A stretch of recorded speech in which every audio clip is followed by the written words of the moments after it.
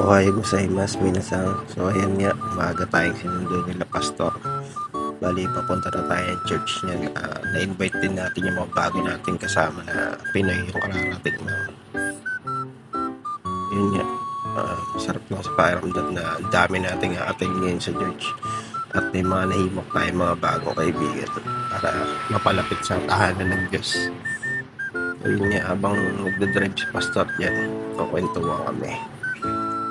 Yun. Ito, nakarating na kami sa Grace Fellowship. Yung nagsasalita po dyan na kulay pula. Bali siya po yung nakamit namin sa supermarket. Kasi dumating kami sa Japan is May 15. Huwebes yun. Sabado yata nakamit namin siya. So ayun nga, pakinggan muna natin yung pag-worship nila. Sarap dito, promise.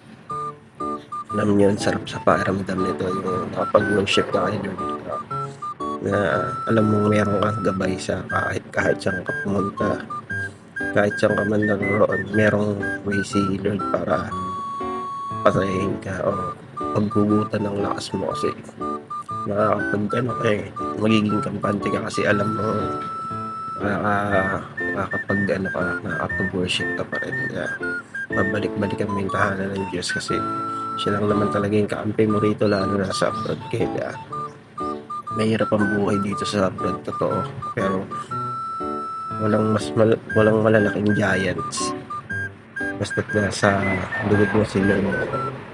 The best yun, yung pinakamalaking sandala mo si Lord, di ka niya pabayaan kahit nasaan ka. Kaya kung ako sa'yo, huwag mo kakalimutan si Lord. Si Lord lang lagi ang uunahin mo sa buhay mo, ang priority mo sa buhay mo.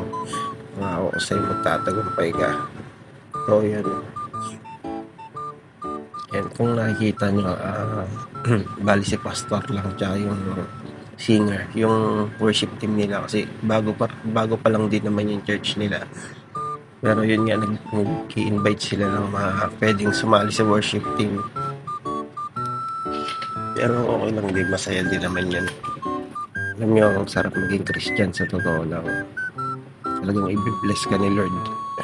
Maging tapat ka lang sa Kanya, ibigay mo lang lahat sa Kanya ng saloobin mo, damdamin mo. Kung ano man yung mga problema mo nararanasan niya, pagkatiwala mo sa Kanya yun. Kasi hindi ka naman talaga pabayaan ni Lord. Oo, nagkakaroon tayo ng mga pagsubok, mga giants. Pero way lang yun upang patatagin tayo na hinahanda niya lang tayo sa mas magaganda pang mangyayari sa buhay natin. Ang kailangan lang natin talaga ay hindi matatag at lalong patibayin, paglalabing yung bindigan natin sa panalangin at pagsandan sa Kanya. Siya lang at wala nang iba pa ang dapat natin sandalan. Yun lang.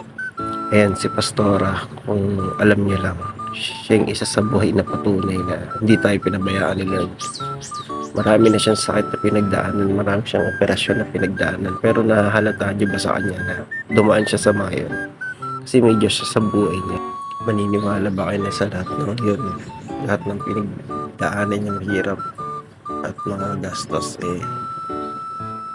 may mga taong sumuporta sa kanya, may mga taong tumulong sa kanya, mga taong ginamit ni Lord para maging mabuti siya kung muli siyang tumayo dyan sa harapan at maging ehemplo ng Panginoon natin na upang manghihimok ng mga kaluluwa na naliligaw, na kailangan ng tulong, na kailangan ng Word of God. Yun yung nagpatatag sa kanya. Hindi lang halata sa panlabas na anyo niya, pero marami na siya, napakarami na niyang pinagdaan ng hirap at sa akin sa physical na pangangatawan. Pero hindi yun lang, di ba? Hindi yun lang para worship natin ang nag-iisa natin Panginoon. Pasalamatan siya, napakasarap sa pakiramdam nun na salamatan siya araw-araw, purihin siya kasi the best talaga si Lord. Wala akong tulak kabigin sa kanya.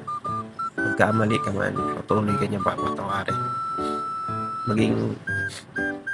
Maging masama ka man, maging ikaw man yung pinakamasamang tao sa mundo, hindi ka niya itataboy.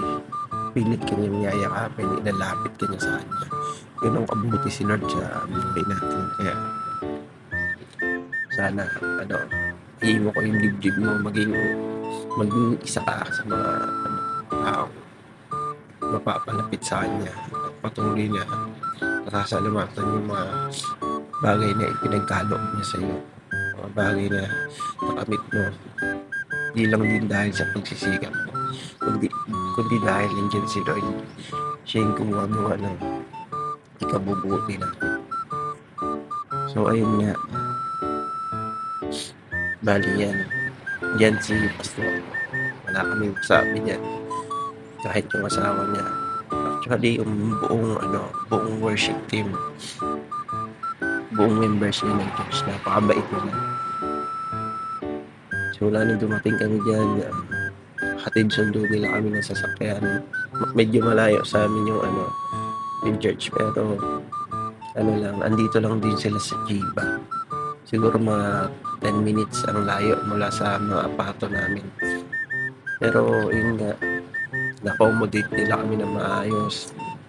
Ang sarap, parang hindi sila iba, parang kapamilya mo sila. Pagdating namin dyan yun, welcome nila agad kami. Pinakain nila kami, kwentuhan, konting banding. Tapos yun, hatid na naman ulit nila kami. Pinagpay nila kami. Ayun, sarap sa pakiramdam na meron pa mga kulay na, diba, sasama na bumalik kayo na maging testify sa mga kabutihan ginawa ni Lord sa buhay. Diba? Sarap nun. Kaya ayun.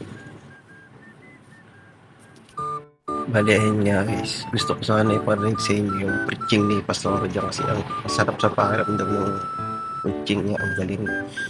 Kaya lang hindi pa tayo ganun kahusay mag-edit ng video, kaya babawi na lang ako sa susunod. So ayun nga guys, andito na tayo sa pinakamagandang parte. Yan, yung mga tao nasa harapan na yan, mga kasama natin, sila yung mga naimok natin sumama dito sa church. Si Ate Marie, si Parang Paulo, si Aris, tsaka yung dalawang bagong Pinoy. Shout out nga pala kay Pastor Dennis ng Church of God Grandstand. Bali sa kanya natin natutunan yung ganyang pamamaraan, yung makipag-usap sa mga tao, himopin sila na papunta sa tahanan ni Lord.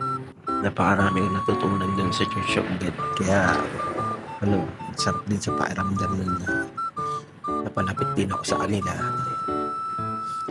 In-accommodate din nila ako ng maayos.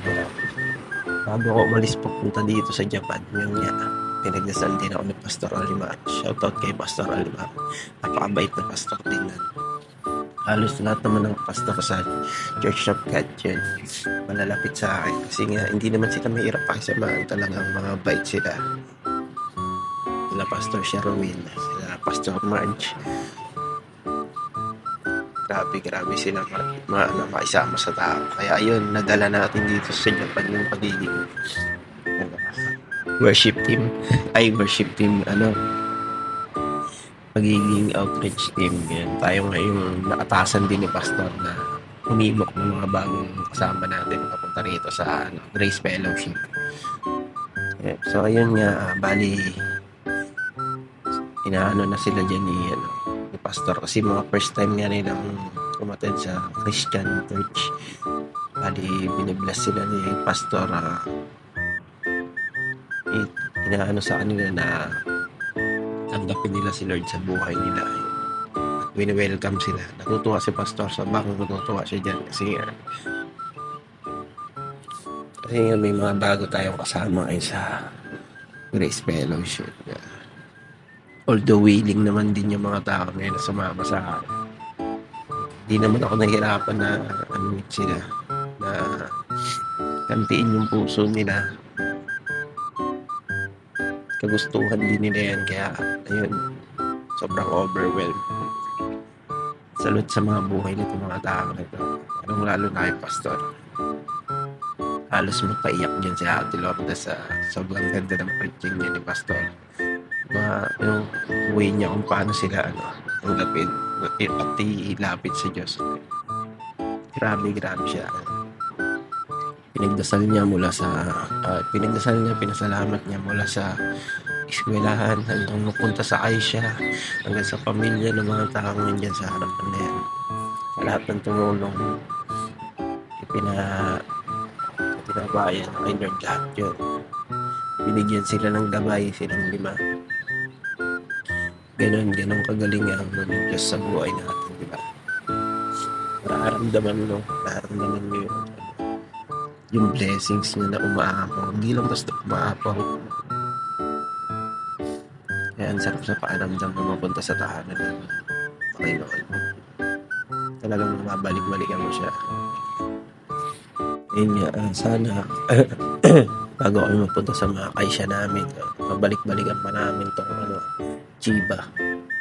Isang oras lang din naman yung layo niya dito sa yung layo nitong Chiba mula dun sa Ibaraki. Kasi sa Ibaraki talaga kami madidestin. Napanggit na rin namin kay Pastor yun. Tsaka sanay na rin siya kasi nga karamihan nga daw ng trainee ng mga bagong salta dito na Pinoy is nakakapag-church sa kanya. Meron din naman mga tumagal at ngayon bumabalik pa rin. Sana nga tayo yung mga tao na makasama niya, maging kabahati ng worship team, makatulong niya sa game of ng mga Pinoy na mag-church, magabayan ni Lord, mag-bless. Sana yun. So yun na nga pinagdadasalan ni Pastor sila paring Aris. Tuwa ako dyan kasi naisama ko sila the best sa pakiramdam yun.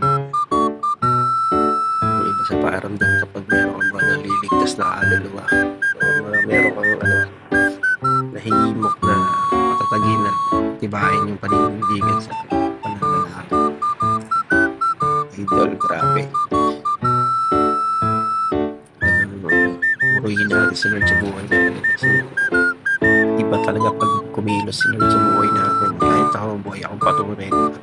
Dati, rin ako, masaway ako sa ulo ng mga kapitbahay. Sa ayaw na sa akin ng mga magulang ko dahil, di ba, matigas ulo natin na babalikan lang natin yung nakaraan. Pero nakaraan na kasi yun. Naging aral na lang sa atin yung mga bagay na yun. Yun nga, hindi naman tayo pinabayaan ni Lord. Muli niya tayong binalik sa tahanan niya. Pilit natin inayos yung buhay natin. At ito yung naging bunga. Punta tayo sa Japan.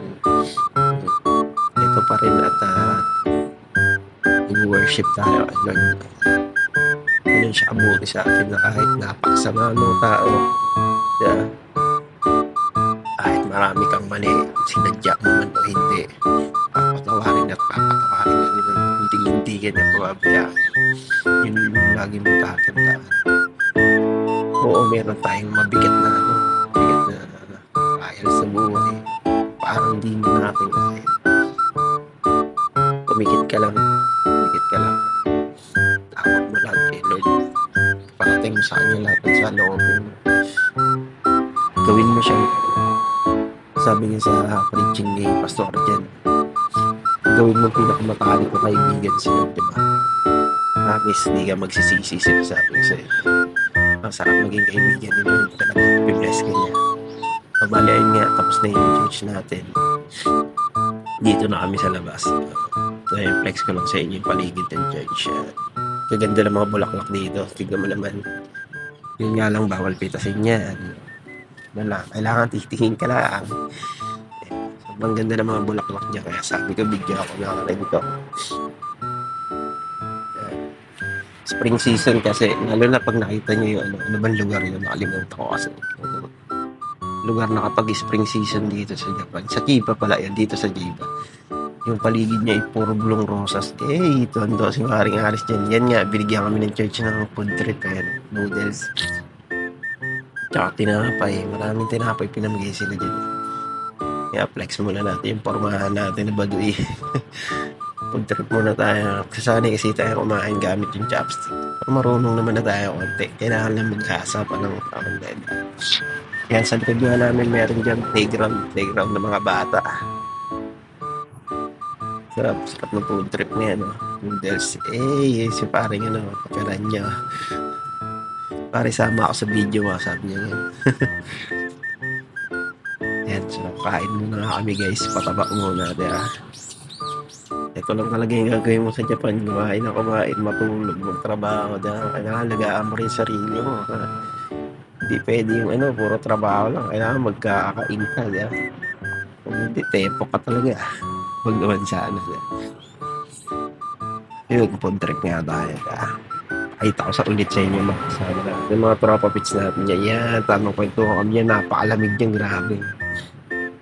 15 degrees Celsius nga yata kami ngayon. Yan, tambay-tambay lang kami dyan. Waiting lang kami kasi may plano si Pastor ngayon. Mag-jamming kami, mag-banding kami. Pero walang alak dyan kasi bawal yung alak dyan.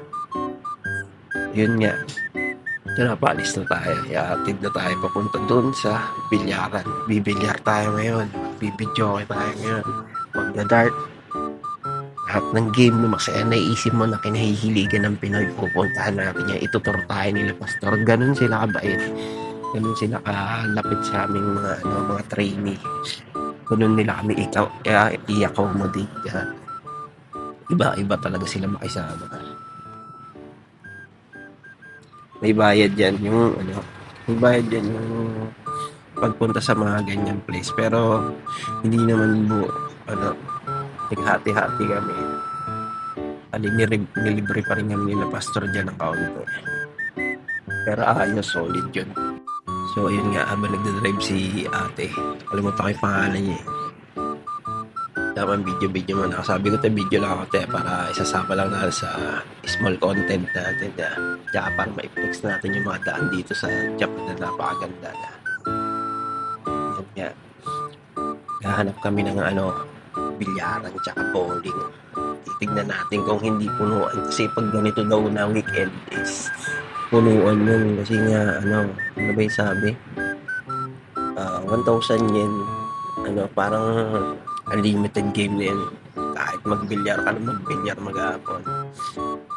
Ayun nga, ganda ng mga gubat natin dito. Para tayo na sa Subic Bay. Punta ng Morong Gate yan. Parang ganyan. Naalala ko tuloy yung nagbabike kami lagi dun eh. Yan yung ambience dun sa papuntang Morong.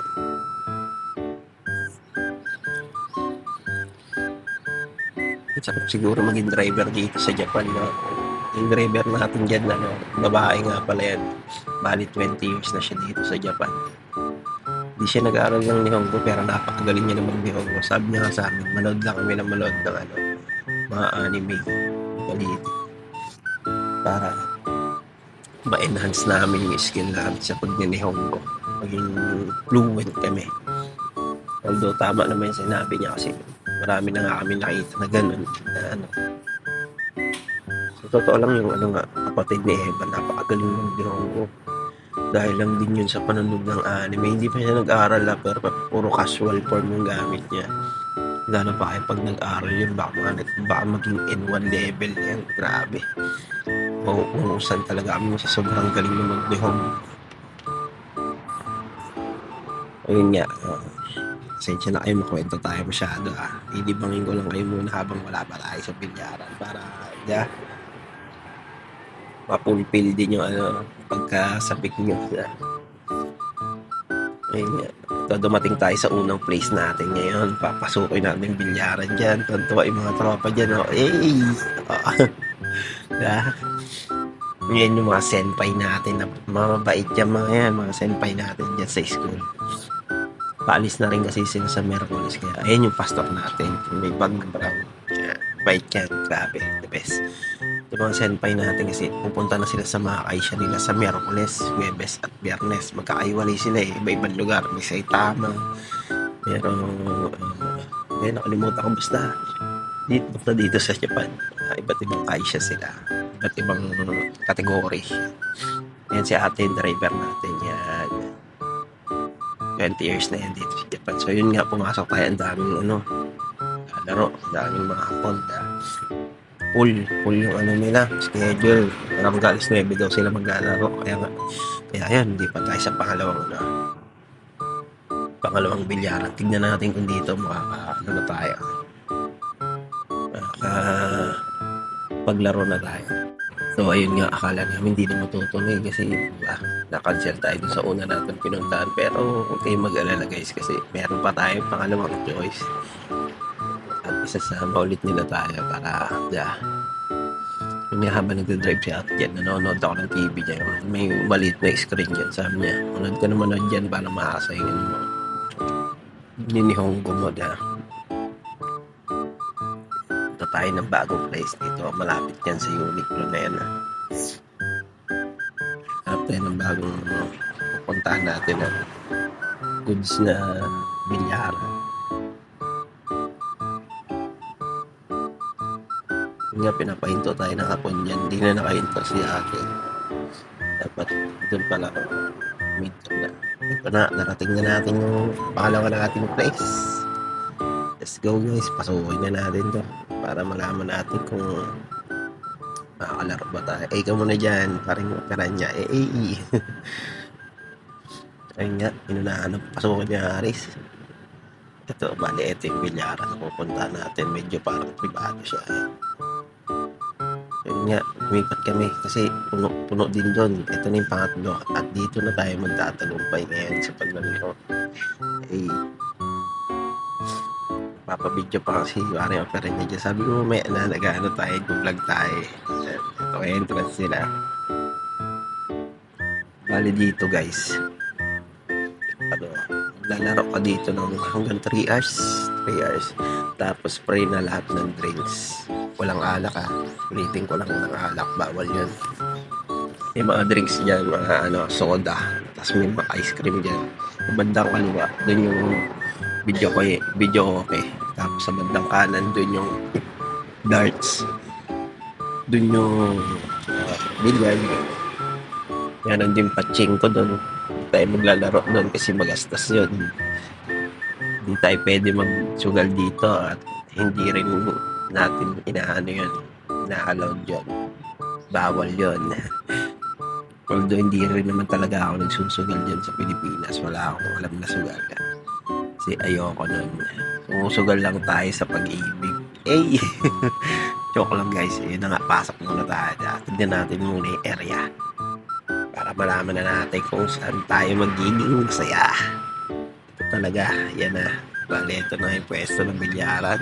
Andyan yung darts. Sa gilid yung mga patchenko natin.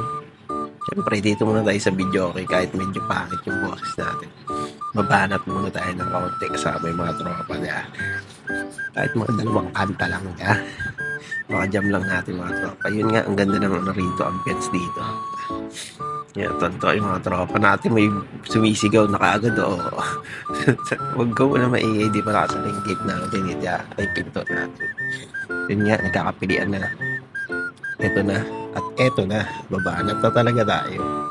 Yan. Bali, do it nga yan. Yan yung mga senpai natin. Nagaganda pala ang boses niya. May mga tinatago palang talento yung mga yan.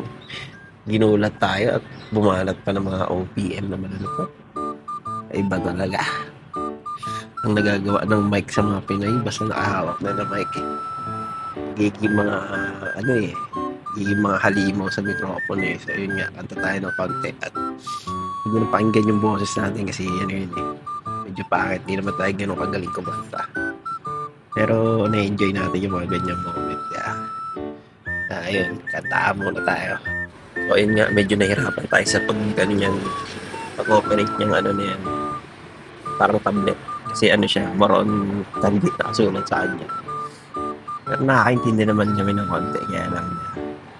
So, ayun nga, nalaman namin na pwede pala yung mga Pilipino song. Hindi tayo syempre yung mga Pilipino song.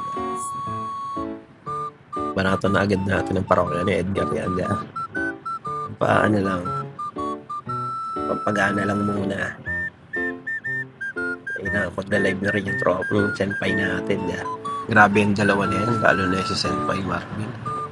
May boses pala talaga, ang labig-labig na boses, parang gusto na namin lumabas ng kumanta Iba yung love song niya talagang tumatag So ayun nga, balik naman tayo sa bilyaran. Yan, ito na yung pinakamasaya. Talaga naman, ang sarap dito. So yun nga, naglaro na tayo rito. Medyo kampihan tayo. Sumilip pa sila kung naka-play ba yung vlog natin. Ya. Sabi ko, good yan. Naglaro na tayo. Umpisa na natin ang pagsasaya. Bali dito guys sa pag-billiard namin na to. Walang pustahan to ah. Ulitin ko lang walang pustahan. At yung mga nakikita nyo po, hindi po yan alak. Mga ano lang yan, soda. Soda lang. Bawal ang alak sa place na to. Bawal ang sigarilyo. Just play lang talaga. Lalaro lang kayo. Lilibang lang kayo. Palipas oras lang. Ito naman sa aming mga hindi pa ganong nakakagala dito. Ayan. Pumanap na si pare opera niya dyan. Oh. Ayan na siya. Mawak na ng tako. At mukhang sasaryo na malapit talaga yung tropa natin. Eh, yung mga pwestuhan pa lang, pwestuhan professional. No? Tingnan mo naman, ang bangis talaga. Oh. Ayun nga, lalaro na tayo, mag-e-enjoy muna tayo rito. Medyo gagabihin tayo ng uwi, pero okay lang kasi minsan lang naman yan, di ba? At wala namang alak na involved dyan. Walang sugal na involved dyan. Ayun yung kasama namin na isa pang brother natin yan. Kasama ni Pastor na sumundo sa atin dito sa sa Apato. Kabait din yan, the best din yan. At yun nga, nakita ko sa paglalaro. Ang galing niya, tignan mo naman, oh. Tignan mo na kung paano tumumbok yan. Eh, at hindi lang puro tiyambay mga tira niya, talagang magaling siya. Yan yung dalawa magkasama na yan. Unang round, tinalo kami niyan. Una at pangalawa yata. Kaya makabawi naman tayo, pero sadyang magaling talaga sila sa billiard, di natin nakalain yun.